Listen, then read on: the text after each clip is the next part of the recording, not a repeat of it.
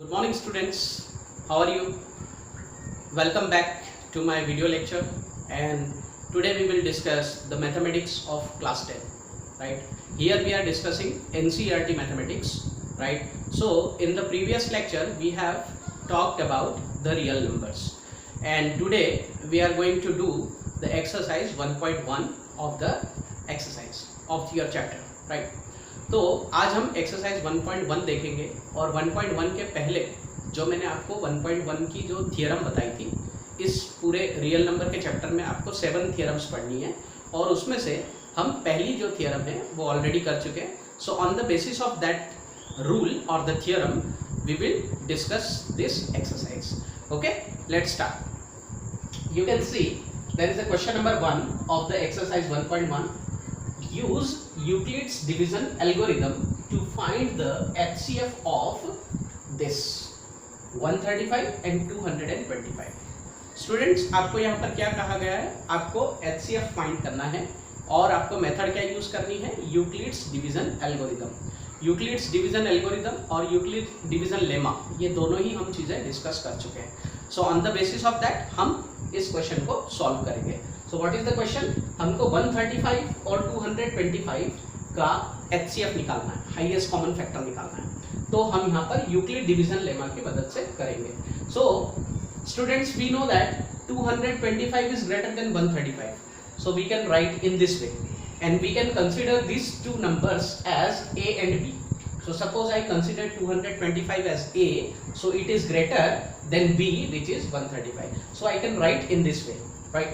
By using Euclid division algorithm, what I can write? A is equal to BQ plus R. That is the Euclid division lemma equation, and where the 0 is equal to or less than remainder, and remainder is always less than B, right? So what we can do? We can write 225 as the dividend on the position of A, and on the position of B we will write 135. So if we divide 225 by 135, so I have the quotient value, that is 1. If I multiply 135 with 1, so I will get the lesser value than the 225. So the remainder will be 90. 225 में से हम 135 minus करेंगे, so remainder हमारे पास बचेगा 90, right? अब यहाँ पर हमको करना क्या है? यहाँ पर नेक्स्ट स्टेप में 135 और 90 इन दोनों नंबर्स को यहाँ से हमको पिक करना है. 135 को हम लिखेंगे डिविडेंड की प्लेस पे और 90 को हम लिखेंगे डिविजर की प्लेस पे, जहाँ पर पहले 135 था. अब हमने ऐसा यहाँ पर क्यों किया है? इसका कारण ये है कि जब हम 135 और 90 का हम HCF निकालते हैं, ठीक है, 135 और 90 का जब हम HCF निकालते हैं तो वो HCF बिल्कुल बराबर होता है इन दोनों के HCF के बराबर. 225 और 135 का जो भी हम HCF निकलेगा वही HCF 135 और 90 का होगा. इसलिए हमने यहाँ पर सेकंड स्टेप में 135 को यहाँ लिखा on the place of dividend, and 90 को हमने यहाँ लिखा. Now if I multiply 90 into 1, right, so I will get the remainder 45, right? In the next step, as I can say, whatever the HCF of 90 and 45, that would be the HCF of 135 and 90. जो HCF 90 और 45 का होगा वही HCF 135 और 90 का होगा. इसलिए हमने नेक्स्ट स्टेप में क्या किया? 90 को यहाँ लिख दिया और 45 को यहाँ लिख दिया. Now we know that 45 into 2 that is equal to 90, so I will get the remainder 0, right friends? तो यहाँ पर जब रिमाइंडर 0 आ जाता है तो यूक्लिड डिवीजन लेमा यहाँ पर एंड हो जाता है.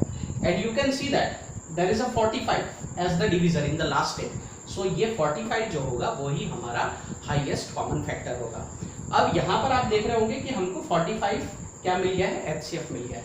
तो फ्रेंड्स, ये जो मेथड हमने की है ये सिंपल डिवीजन मेथड ही है, लेकिन हमने इसको यूक्लिड डिवीजन एल्गोरिथम मेथड से किया है ना. कुछ फ्रेंड्स, कुछ स्टूडेंट ऐसे भी होंगे जिनको ये मेथड अभी भी शायद थोड़ी टफ लग रही हो या फिर कुछ कॉन्सेप्ट समझने में प्रॉब्लम आ रही हो, तो इस मेथड को हम कुछ इस तरीके से भी समझ सकते हैं. जैसे कि यहाँ पर मैं आपको सिंप्लीफाई करके बताता हूँ. जैसे हम सिंपल डिवीजन मेथड करते हैं. Suppose I get 225 and I have to divide 225 by 135. तो हम हमारी जो कन्वेंशनल मेथड है डिवीजन की, वो हम ऐसे करते हैं. तो 135 बन जा, सॉरी यहाँ पर मुझे 225 लिखना होगा और यहाँ पर मुझे लिखना पड़ेगा 135 because this is the divisor and this is the dividend. So 135 1 जा 135 हो जाएगा और यहाँ पर जब हम इसको सब्ट्रैक्ट करेंगे सो आई विल गेट 90। 5 - 5 0 हो गया, 25 में से 3 चला गया तो या 13 चला गया तो यहाँ पर बच गया 9। 12 में से 3 जाता है तो 9 बचता है। ठीक है, अब यहाँ पर हमको क्या करना है, इस 90 से, यहाँ पर आप देख रहे हैं रिमाइंडर 90 हुआ है तो यहाँ पर हमको डिवीजन स्टॉप नहीं करना है। इस 90 से हमको 135 को डिवाइड कर देना है, जैसा कि हमने यहाँ पर किया है। 135 को 90 से डिवाइड किया है तो 90 को अगर हम 90 से हम 135 को अगर डिवाइड करें तो यहाँ पर भी हमको 90 बंदा 90 मिलता है और यहाँ पर रिमाइंडर होगा हमारा 45।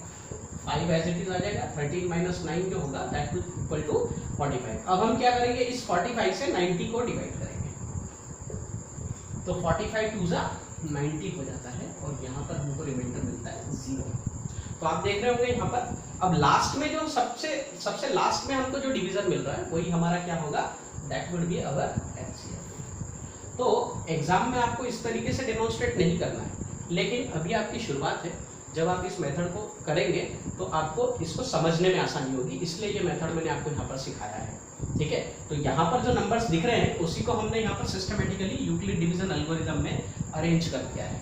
तो exactly you have to follow this way of the answer in the examination, that is I have given the idea just for the understanding, right friends? So I hope कि ये क्वेश्चन आपको समझ में आया है और इसी के आधार पे हम इसका एक और नेक्स्ट क्वेश्चन करके देखते हैं।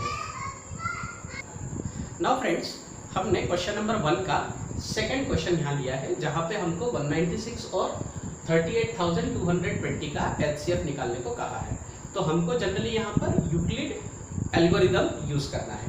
तो हम यहाँ पर देख रहे हैं 38,000 जो नंबर है 38,220, it is obviously greater than 196, we know that. तो हम यहाँ पर इसको इस तरीके से लिख देंगे बिकॉज जब भी हम यूक्लिड डिवीजन लेते हैं तो बड़े नंबर को हम छोटे नंबर से डिवाइड करते हैं। तो यहाँ पर हमने यूक्लिड डिवीजन एल्गोरिदम का इक्वेशन लिख लिया, ये तो आपको यहाँ मेंशन करना ही है। उसके बाद यहाँ पर 38,220 को जब हम 196 से डिवाइड करते हैं तो हमको यहाँ पर कोशेंट मिलता है 195 और रिमाइंडर मिलता है 0। तो यहाँ पर आपने देखा ये वन स्टेप डिवीजन मेथड। तो directly you can say that 196 is the HCF of this two numbers.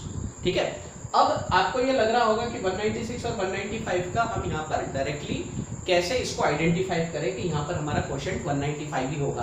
तो फ्रेंड्स, यहाँ पर हम रफली डिवीजन मेथड को फॉलो कर सकते हैं, जो कन्वेंशनल मेथड हम यूज करते हैं। हम यहाँ पर 196 से हम पहले 382 को डिवाइड करेंगे।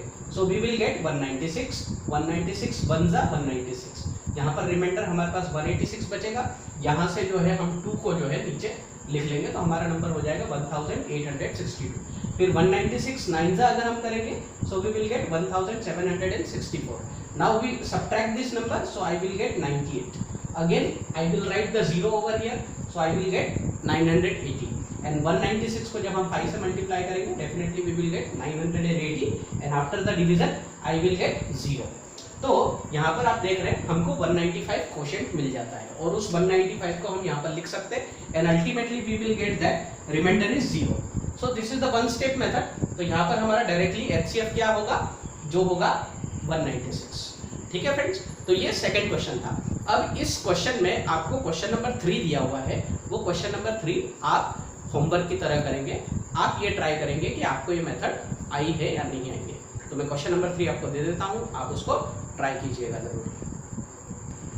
फ्रेंड्स, यहाँ पर देख सकते हैं, यहाँ पर क्वेश्चन नंबर 3 आपको दिया हुआ है 867 एंड 255 का एचसीएफ आपको निकालना है यूक्लिड डिवीजन एल्गोरिदम की तरह। तो जो मैंने फर्स्ट और सेकंड क्वेश्चन में हमने जो मेथड अप्लाई किया था वही सेम मेथड आपको अप्लाई यहाँ पर करना है। So that is just for your homework. आप कीजिए और जानिए कि आपको मेथड समझ में आई है नहीं। अब हम इसके बाद नेक्स्ट क्वेश्चन को अटेम्प्ट करने जा रहे हैं।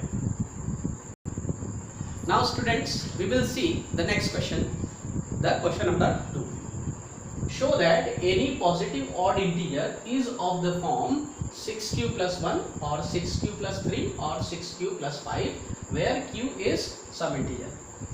So students, this question we have seen in the previous video lectures जो आप मेरे इसके पहले वाले जो वीडियो लेक्चर्स देखेंगे, जो इंट्रोडक्टरी पार्ट है, उसके अंदर ये क्वेश्चन हम ऑलरेडी कर चुके हैं। बहुत ही आसान क्वेश्चन है, तो I can suggest you that you can take the answer of this question from those videos. Today we will see the question number 3, right? What is the question number 3? An army contingent of 616 members is to march behind an army band of 32 members in a parade. The two groups are to march in the same number of columns. What is the maximum number of columns in which they can march? Students, question is very long but don't be afraid of this question.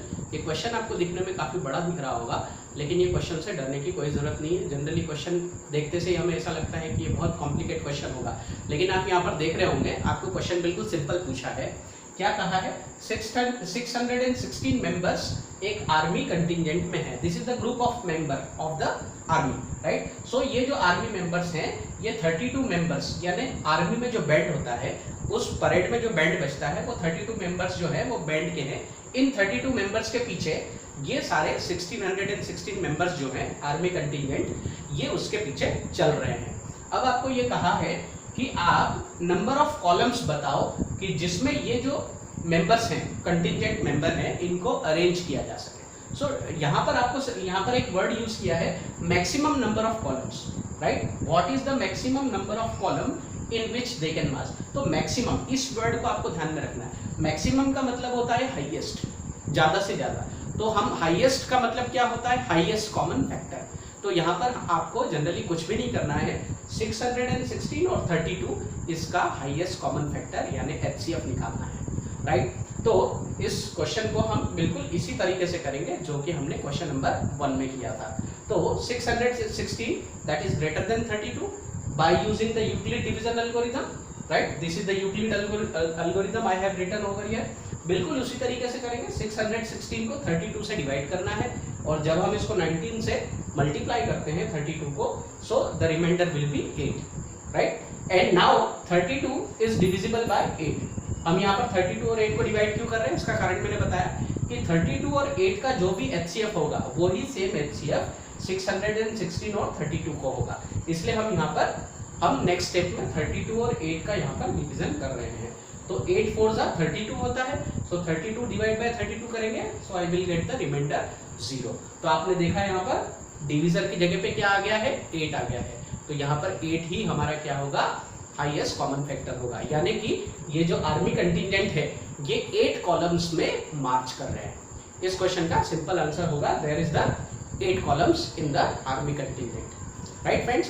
Now we will see the next question. Friends, question number 4 करेंगे हम यहाँ पर। Question number 4 में ये, हालांकि हम question number 4 और question number 5 जो है वो प्रीवियस वीडियो लेक्चर में कर चुके हैं, तो मैं चाहता हूँ कि आप इन क्वेश्चन को वहाँ से देख लें, लेकिन फिर भी यहाँ पर मैं थोड़ा आपको एक इंट्रोडक्शन और थोड़ा सा आपको एक्सप्लेन कर देता हूँ ताकि आपको मदद मिले, राइट? तो आप देख सकते हैं यहाँ पर, use Euclid division lemma to show that the square of any positive integer is either of the form 3m or 3m plus 1 for some integer n. तो स्टूडेंट्स, मैंने आपको सिखाया था जब हमने नंबर टेबल देखी थी, तो मैंने आपको कहा था कि अगर हमको नंबर्स को, किसी भी नेचुरल नंबर को या सीरीज ऑफ नंबर को अगर हमको 3 के मल्टीपल के फॉर्म में अगर रिप्रेजेंट करना है, तो हम उसको या तो 3m या तो 3m प्लस 1 के फॉर्म में यहाँ पर रिप्रेजेंट कर सकते हैं। तो जो चीज़ बिल्कुल आपको आती है वही चीज़ यहाँ पर करना है, लेकिन आपको यूक्लिड डिवीजन लेमा की मदद से करना है। यहाँ पर आपको कुछ हिंट भी दिया हुआ है, आपको मान लेना है let x be any positive integer.